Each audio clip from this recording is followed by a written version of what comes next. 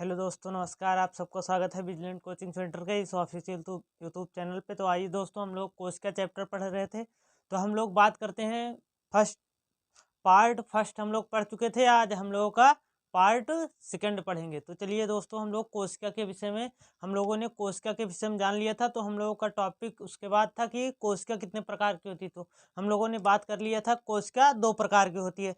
तो 2 प्रकार की कोशिका को जानने से पहले जैसे हम लोगों ने जान भी लिया था कि यूकैरियोटिक और प्रोकैरियोटिक होती है। तो चलिए, कोशिका के अंदर कौन कौन से मटेरियल भरे होते हैं, कोशिका के अंदर पाया क्या जाता है, तो उसके विषय में पहले हम लोग जानकारी लेते हैं। तो चलिए दोस्तों, हमने एक छोटे से फिगर से समझते हैं कोशिका के विषय में। जैसे हम कोशिका की फिगर अगर बनाएं, तो मान लीजिए कोशिका है, बीच में होता है केंद्रक, और इसी में हम लोग समझने के लिए बना लेते हैं। ये जैसे क्या है, गोल्गी काय। क्या है दोस्तों? गोल्गी काय। इसी में आपका एक छोटा सा बना लेते हैं, लाइसोसोम।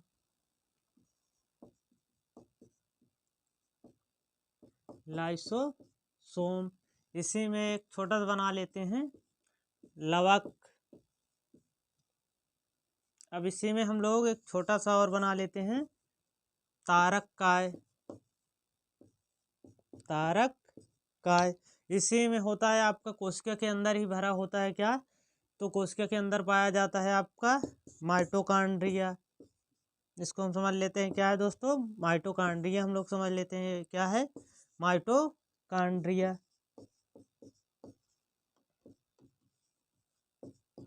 माइटोकॉन्ड्रिया। अब इसी में बात की जाए तो इसी में आपकी रिक्तिका भी होती है। क्या होती है दोस्तों? तो मान लीजिए क्या है, आपकी रिक्तिका है। रिक्तिका, या इसे हम लोग रसधानी के नाम से भी जानते हैं। और जो आपका ये क्या है, केंद्रक। ये क्या है दोस्तों? केंद्रक। ये आपका क्या है? केंद्रक है। अगर बात की जाए तो केंद्रक के अंदर आपका भरा होता है क्या, डीएनए, आरएनए, प्रोटीन,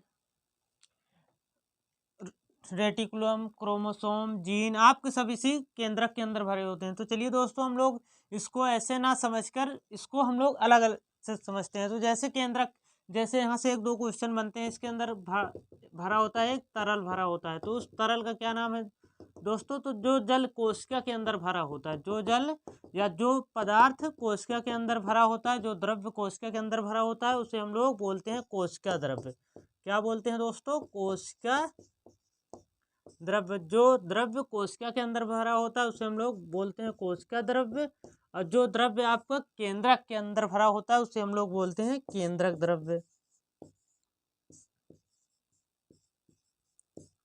केंद्रक द्रव्य और कोशिका द्रव्य, केंद्रक द्रव्य और कोशिका द्रव्य जब आपस में मिल जाते हैं तो जीव द्रव्य का निर्माण करते हैं। तो कोशिका द्रव्य, कोशिका द्रव्य प्लस केंद्रक द्रव्य, कोशिका द्रव्य तथा केंद्रक द्रव्य मिलकर जीव निर्माण कर जीव द्रव्य का निर्माण जीव द्रव्य का निर्माण करते हैं दोस्तों। किसका निर्माण? जीव द्रव्य का निर्माण। तो जैसे दोस्तों 1-2 क्वेश्चंस आपको पूछा जाता है कि कोशिका के अंदर का, कोशिका में सबसे बड़ा भाग क्या होता है, तो कोशिका में सबसे छोटा भाग क्या होता है दोस्तों? तो चलिए हम लोग देख लेते हैं। दोस्तों हम लोग देखते हैं कि जैसे हम लोगों ने देखा कि कोशिका का सबसे बड़ा बड़ा भाग क्या होता है और कोशिका का सबसे छोटा भाग क्या होता है। तो बात की जाए कोशिका का सबसे बड़ा भाग, तो कोशिका का सबसे बड़ा भाग होता है दोस्तों गोल्गी काय। गोल्गी काय या गोल्गी बॉडी। और कोशिका का सबसे छोटा भाग होता है राइबोसोम। राइबोसोम। चलिए दोस्तों, हम लोग बात करते हैं अब कोशिका के विषय में, जैसे एक एक चीज को अलग अलग से पढ़ने के लिए। तो चलिए दोस्तों, हम लोग देखते हैं कोशिका झिल्ली और कोशिका भित्ति, जो कि कोशिका की सबसे बाहरी परत होती है।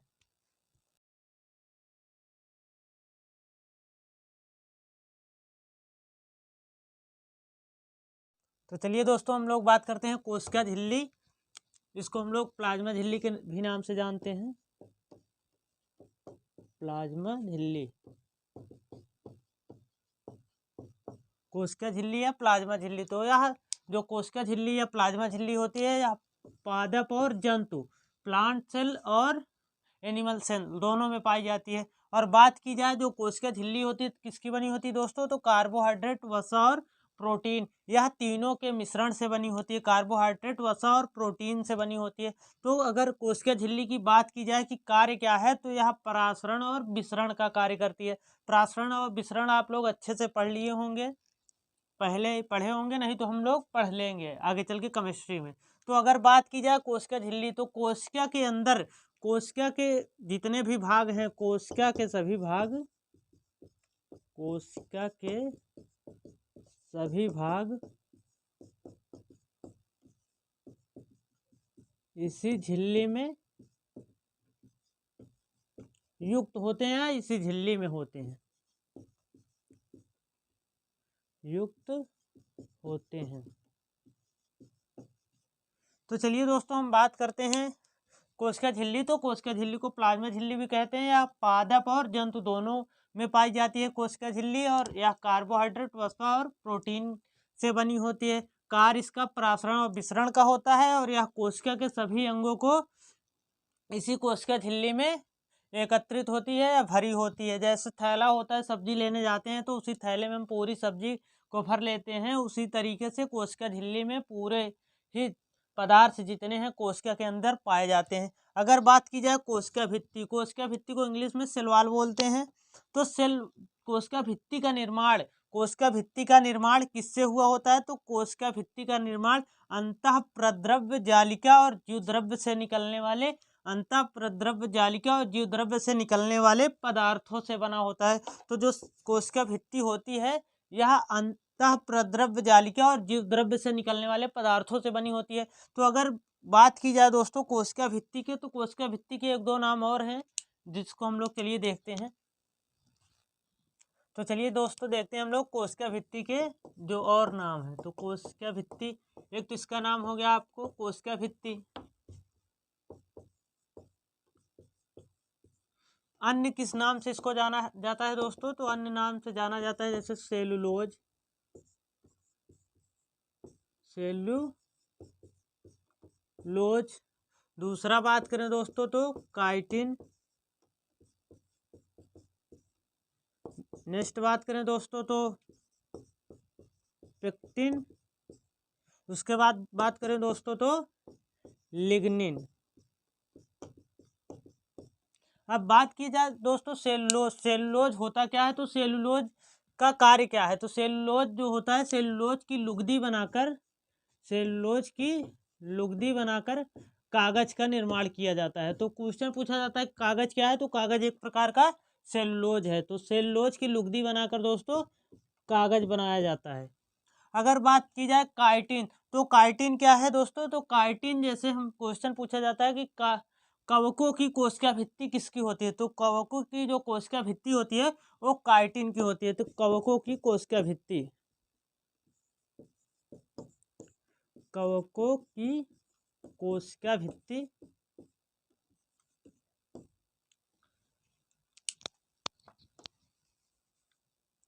कवकों की कोशिका भित्ति काइटिन की बनी होती है दोस्तों। अब पेक्टिन क्या है दोस्तों, तो पेक्टिन जो कीटों का बाह्य कंकाल, कीटों का बाह्य कंकाल पेक्टिन कहलाता है दोस्तों। तो कीटों का बाह्य कंकाल क्या कहलाता है, पेक्टिन कहलाता है। अब लिग्निन क्या है दोस्तों, तो कोशिका के अंदर का, कोशिका के अंदर जो चिपचिपा पदार्थ होता है, कोशिका के अंदर, कोशिका के अंदर चिपचिपा पदार्थ होता है दोस्तों, कोशिका के अंदर चिपचिपा पदार्थ होता है उसे हम लोग लिग्निन कहते हैं दोस्तों। तो ये जो कोशिका भित्ति के अन्य नाम थे सेलुलोज, काइटिन, पेक्टिन, लिग्निन।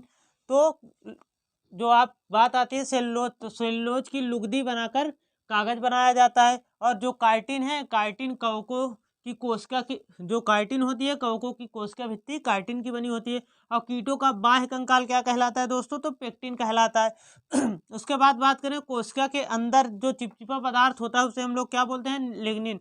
अब कोशिका भित्ति जो सेलुलोज है, सेलुलोज क्या होता है दोस्तों? तो सेलुलोज एक प्रकार का कार्बोहाइड्रेट होता है।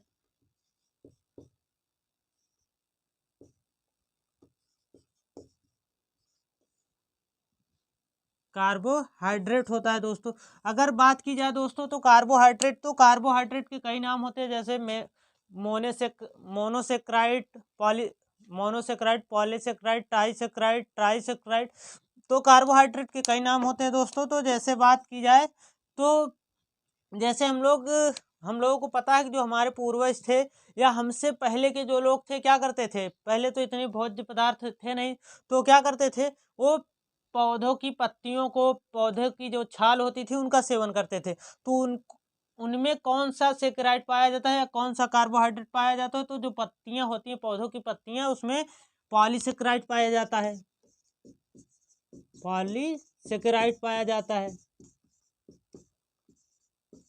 जो पॉलीसेक्राइड पाया जाता है इसको पचाना इतना आसान नहीं होता है, इसलिए प्रकृति ने हमारी बड़ी आंत में एक पार्ट दे रखा है, उसका नाम है क्या है दोस्तों? तो वर्मी फार्म अपेंडिक्स। क्या नाम है दोस्तों? तो वर्मी फार्म अपेंडिक्स। अगर बात की जाए दोस्तों तो इसके विषय में हम लोग बहुत अच्छी तरीके से जान चुके हैं कि सेलुलोज जो होता है वो कागज किसका बना होता है? सेलुलोज का बना होता है। चलिए दोस्तों हम लोग नेक्स्ट बात करते हैं। माइटोकॉन्ड्रिया और गोल्गी का। तो माइटोकॉन्ड्रिया क्या होता है दोस्तों? तो माइटोकॉन्ड्रिया को हम लोग सूत्रकणिका के नाम से भी जानते हैं। माइटो का अर्थ होता है छोटे छोटे कण, माइटो का अर्थ होता है दोस्तों धागा, और कांड्रिया का अर्थ होता है कणिका या कण। तो बात की जाए माइटोकॉन्ड्रिया की खोज किसने की दोस्तों? तो माइटोकॉन्ड्रिया की खोज की थी अल्टमैन ने। और इसे हम लोग माइटोकॉन्ड्रिया को कोशिका का ऊर्जा घर कहते हैं, या पूछा जाता है कि कोशिका का एनर्जी हाउस किसे कहते हैं या पावर हाउस किसे कहते हैं? तो माइटोकॉन्ड्रिया को कहते हैं दोस्तों। और जो माइटोकॉन्ड्रिया की आंतरिक दीवार होती है ना, उसे हम लोग क्रिस्टी कहते हैं। क्या कहते हैं दोस्तों? क्रिस्टी। और माइटोकॉन्ड्रिया के अंदर ही केप्स चक्र की प्रक्रिया होती है। तो माइटोकॉन्ड्रिया की आंतरिक दीवार को क्रिस्टी कहते हैं, और माइटोकॉन्ड्रिया के अंदर ही केप्स चक्र की प्रक्रिया होती है। बात की जाए गोल्गी का, तो गोल्गी का कोशिका का सबसे बड़ा अंग है, या कोशिका का सबसे बड़ा भाग क्या है दोस्तों? तो गोल्गी है। और खोज की बात की जाए तो गोल्गी की खोज किसने किया था? तो सन 1898 में कैमिलो गोल्गी ने किया था। तो इसे दोस्तों ट्रैफिक पुलिस ऑफ सेल कहते हैं। इसे ट्रैफिक पुलिस ऑफ सेल भी कहते हैं। परिवहन, यह परिवहन का भी कार्य करता है। किसका परिवहन करता है दोस्तों? तो जैसे हमारे शरीर में किसी भी चीज़ की कमी पड़ जाए, जैसे प्रोटीन, विटामिन, कार्बोहाइड्रेट, किसी भी चीज़ की किसी स्थान पे कमी पड़ जाए, जैसे हमारे कोशिका में, तो क्या करता है? वहाँ पे उसकी पूर्ति करता है। जैसे कहीं पे किसी हार्मोन्स की कमी हो जाए, तो जहाँ पे हार्मोन्स की अधिकता है वहाँ से हार्मोन्स को ले जाकर वहाँ पे पहुँचाने का कार्य करता है, इसलिए इसको परिवहन भी कहते हैं दोस्तों। तो चलिए दोस्तों हम लोग नेक्स्ट बात करते हैं।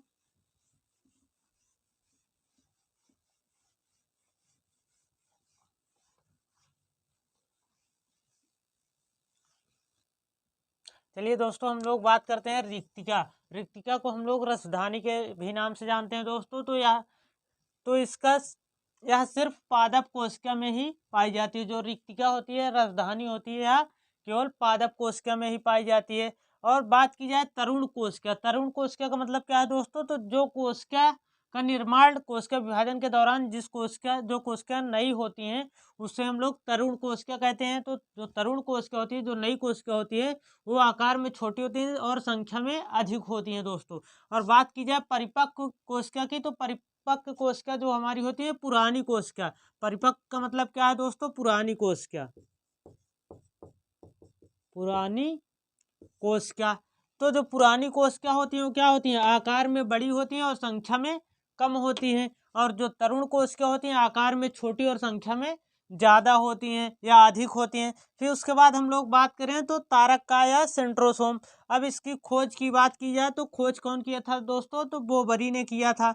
और कोशिका, अब तारक काय का कार्य क्या है दोस्तों, तारक काय का कार्य, तारक काय का कार्य क्या है दोस्तों, तो तारक काय का कार्य है कोशिका विभाजन में सहायक। यह कोशिका विभाजन में सहायता करता है। और कोशिका विभाजन, तारक काय की अधिकता कहाँ होती है दोस्तों, तारक काय की कोशिका होती है अधिकता लीवर में। तो कोशिका विभाजन सबसे ज्यादा कहाँ होता है, तो लीवर में होता है। क्यों, क्योंकि वहां पे तारक काय की अधिकता होती है। तो तारक काय की अधिकता कहाँ है दोस्तों, अधिकता, तो तारक काय की अधिकता है दोस्तों लीवर में। और इसकी कमी कहाँ है, तो कमी है इसकी ब्रेन में। तो तारक काय की कमी कहाँ होती है दोस्तों, तारक काय की कमी होती है दोस्तों ब्रेन में। इसीलिए तो यहाँ पे कोशिका विभाजन नहीं होता है, कम होता है कोशिका विभाजन। तो चलिए दोस्तों हम नेक्स्ट पॉइंट पे बात करते हैं। चलिए दोस्तों हम बात करते हैं अंतः प्रद्रव्य जालिका। तो अंतः प्रद्रव्य जालिका के विषय में बात करें तो खोज कौन किया था दोस्तों, तो 1945 में केपी पोर्टर ने किया था। तो कोशिका में ये करता क्या है, तो कोशिका में जो अंतः प्रद्रव्य जालिका होती है ये कोशिका में कंकाल की तरह कार्य करता है दोस्तों। और इसका कार्य क्या है, तो कोशिका द्रव्य तथा केंद्रक द्रव्य के बीच संबंध स्थापित करता है दोस्तों। तो अगर बात की जाए दोस्तों, तो अंतः प्रद्रव्य जालिका जो होता है वो राइबोसोम के अनुसार दो प्रकार की होती है। तो कैसे दोस्तों, तो अंतः प्रद्रव्य जालिका, रोका था, तो इसे दोस्तों ट्रैफिक पुलिस ऑफ सेल कहते हैं। इसे ट्रैफिक पुलिस ऑफ सेल भी कहते हैं। परिवहन, यह परिवहन का भी कार्य करता है। किसका परिवहन करता है दोस्तों, तो जैसे हमारे शरीर में किसी भी चीज़ की कमी पड़ जाए, जैसे प्रोटीन, विटामिन, कार्बोहाइड्रेट, किसी भी चीज़ की किसी स्थान पे कमी पड़ जाए जैसे हमारे कोशिका में, तो क्या करता है वहाँ पे उसकी पूर्ति करता है। जैसे कहीं पे किसी हार्मोन्स की कमी हो जाए तो जहाँ पे हार्मोन्स की अधिकता है वहाँ से हार्मोन्स को ले जाकर वहाँ पे पहुँचाने का कार्य करता है, इसलिए इसको परिवहन भी कहते हैं दोस्तों। तो चलिए दोस्तों हम लोग नेक्स्ट बात करते हैं।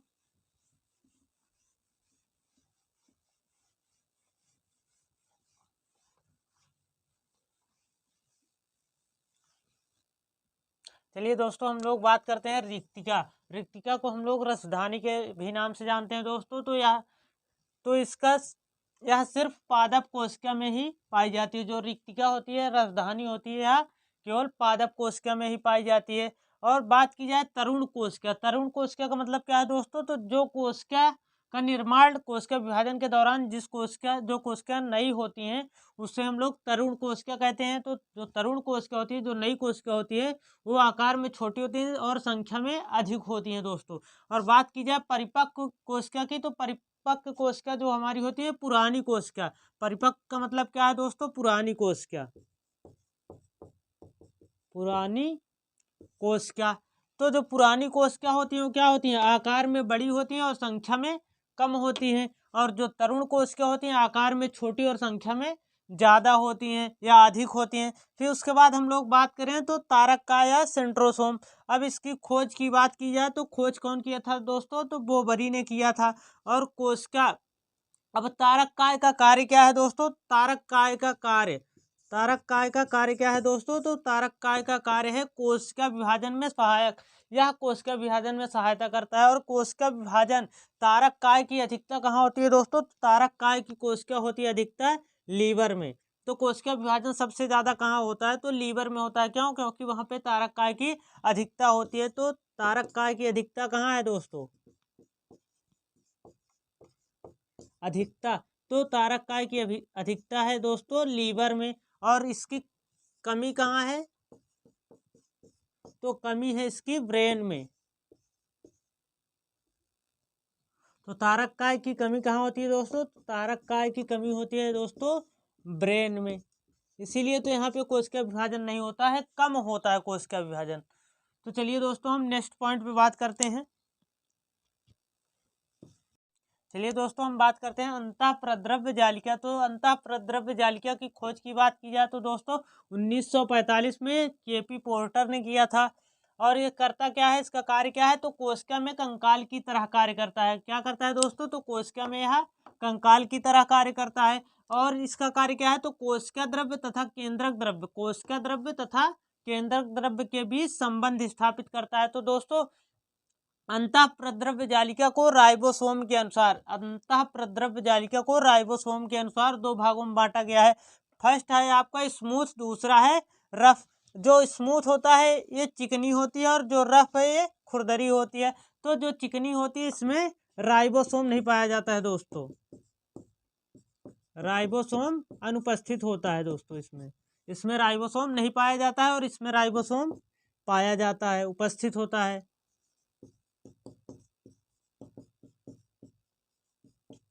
इसमें राइबोसोम उपस्थित होता है दोस्तों। तो राइबोसोम करता क्या है दोस्तों, तो राइबोसोम प्रोटीन का संश्लेषण करता है दोस्तों। तो इसमें क्या करने का कार्य है इसमें, तो प्रोटीन का संश्लेषण करता है दोस्तों।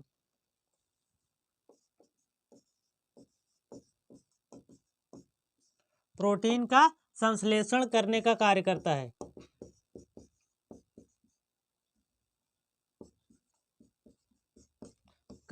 चलिए दोस्तों हम लोग नेक्स्ट बात करते हैं राइबोसोम के विषय में।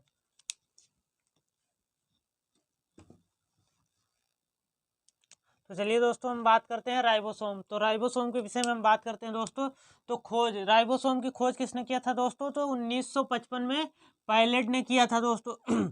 सबसे छोटा कोशिकांग होता है राइबोसोम। हम लोग पहले ही लिख चुके थे कि राइबोसोम कोशिका का सबसे छोटा अंग होता है। और राइबोसोम का कार्य क्या है दोस्तों, तो मुख्य कार्य इसका होता है कि अमीनो अम्ल की सहायता से प्रोटीन का संश्लेषण करना। तो किसकी सहायता से यह प्रोटीन का संश्लेषण करता है दोस्तों, तो अमीनो अम्ल की सहायता से यह प्रोटीन का संश्लेषण करता है। और राइबोसोम को प्रोटीन का फैक्ट्री भी कहा जाता है दोस्तों। तो राइबोसोम को प्रोटीन का फैक्ट्री भी कहा जाता है। और राइबोसोम दो प्रकार के होते हैं,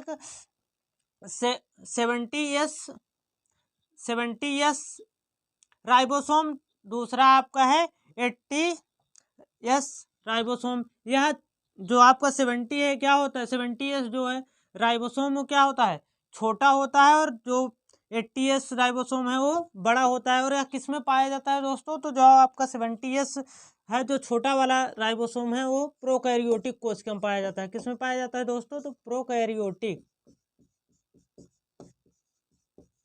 प्रोकैरियोटिक कोशिका में पाया जाता है। जो आपका 80S राइबोसोम है वो यूकैरियोटिक कोशिका में पाया जाता है दोस्तों,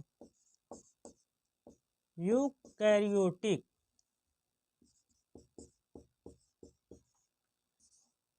यह आपका जो 70S है छोटा वाला वो प्रोकैरियोटिक में पाया जाता है। और जो बड़ा वाला भाग है 80S यह आपका यूकैरियोटिक कोशिका में पाया जाता है। चलिए दोस्तों हम लोग नेक्स्ट पॉइंट पे बात करते हैं दोस्तों। इसको आप स्क्रीनशॉट ले लीजिए।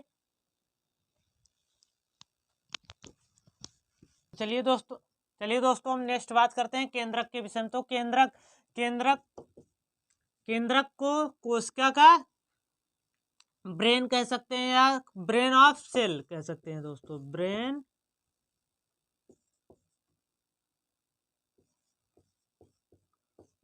ब्रेन ऑफ सेल कह सकते हैं दोस्तों। इसे कोशिका का मस्तिष्क भी कहा जाता है। या कोशिका का नियंत्रण कौन करता है दोस्तों, तो केंद्रक करता है। और खोज की बात की जाए दोस्तों, तो खोज कौन किया था, तो खोज किया था रॉबर्ट ब्राउन ने। कौन किया था दोस्तों, तो रॉबर्ट ब्राउन ने किया था दोस्तों। अगर बात की जाए तो इसमें पाया क्या जाता है, तो केंद्रक में क्या पाया जाता है दोस्तों, तो प्रोटीन, DNA और RNA। तो DNA कितना प्रतिशत पाया जाता है और RNA कितना पाया जाता है, प्रोटीन।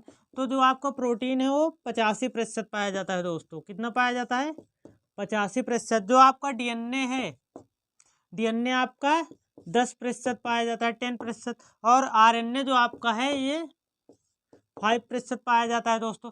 अगर बात की जाए तो DNA और RNA तो अनुवांशिक पदार्थ, जैसे हम लोग जानते हैं अनुवांशिक पदार्थ, तो अनुवांशिक अनुवांशिकी की सबसे बड़ी इकाई होती है आपकी डीएनए और सबसे छोटी इकाई होती है जीन।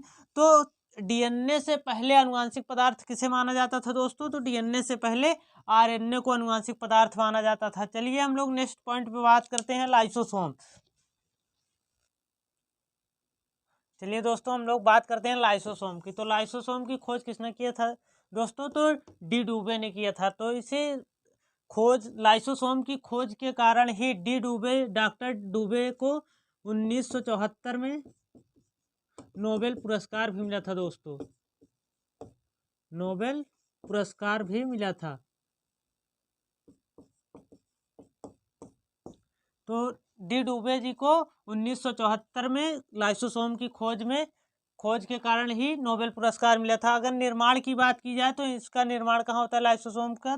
तो गालजिकाएं और अंतःप्रद्रव्य जालिका में होता है। और यह पाया कहाँ जाता है दोस्तों? तो मस्तिष्क, यकृत, गुर्दे, थायराइड ग्रंथि और अग्नाशय आदि में यह पाया जाता है। और इसे हम लोग कोशिका का या आत्महत्या की थैली के नाम से भी जानते हैं। तो कोशिका की आत्महत्या का थैली किसे कहते हैं दोस्तों? तो आत्महत्या की थैली कहते हैं हम लोग लाइसोसोम को। तो लाइसोसोम कहाँ नहीं पाया जाता? जैसे कभी क्वेश्चन पूछ लेता है कि लाइसोसोम कहाँ नहीं पाया जाता है, तो लाइसोसोम आरबीसी में नहीं पाया जाता है। आरबीसी में नहीं पाया जाता है दोस्तों, नहीं पाया जाता है। तो आप लोग दोस्तों कोशिका के अंदर कौन कौन सा पदार्थ पाया जाता है, क्या पाया जाता है, जितने भी मटेरियल्स पाए जाते हैं आपने सबके विषय में देख लिया है दोस्तों। तो अब बात आती है हम लोगों की यूकैरियोटिक और प्रोकैरियोटिक कोशिका में अंतर की। तो हम लोग दोस्तों यूकैरियोटिक और प्रोकैरियोटिक कोशिका और जो क्वेश्चंस बनते हैं नए नए, उसके विषय में हम लोग बात करेंगे नेक्स्ट वीडियो में। Thanks for watching video.